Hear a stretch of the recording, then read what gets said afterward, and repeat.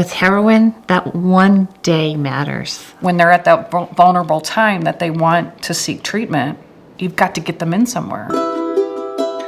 When the kids were growing up, we took a summer vacation at the beach, we took a ski vacation in the wintertime. We're remarkably unremarkable. About 2.5 years ago, we found out that our daughter was using heroin. It's still shocking, 2.5 years later. Thankfully, she's in recovery for over 2 years now, so that's great. This is Daniel as a teenager. Daniel was bullied a lot in school. Now when I look at these pictures, I see how thin he is, and that's what heroin does to you. I have 5 children, and my one son Joshua, he got in a car accident. He walked out of the emergency room. He had injured his neck in the accident, and he had 90-day supply of opioids with 5 refills. And he was addicted to opioids before he was finished with that first prescription. His addiction continued for 7 years, eventually became a heroin addiction, and that's what he's been fighting. Frankly, his story is not that uncommon for many others.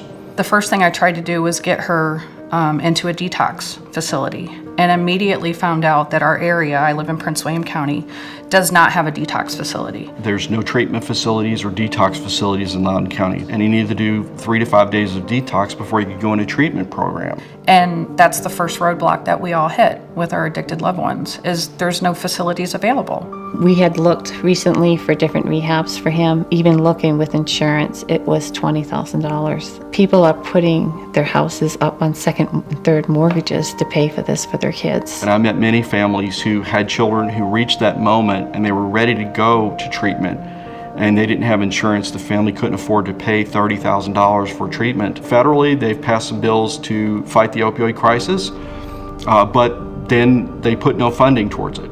This is something I hope next year, if I'm blessed to be reelected, we'll go back and work on. Heroin addicts have a life. They're people. They have a future. I'll take my son Joshua. He served in the United States Air Force. Today he's doing quite well. It's only through a lot of people helping him out in a support network he's gotten to where he is today. If we don't do something to help people really return to those productive lives, we're losing a tremendous amount of talent. We're making progress, but we're losing an awful lot of people in the meantime. It's not a two-party issue. Addiction doesn't discriminate. If anything, I feel like it can be a unifying issue. It's tough, and I know how tough it is. And my situation, as tough as it was, we had the resources to help Joshua. For those who have no resources, it's even more difficult. We need health care, affordable health care for every person. That's a key tool to fighting this crisis. And without it, the chances for recovery for our loved ones is very limited. I ask for your vote on November 7th.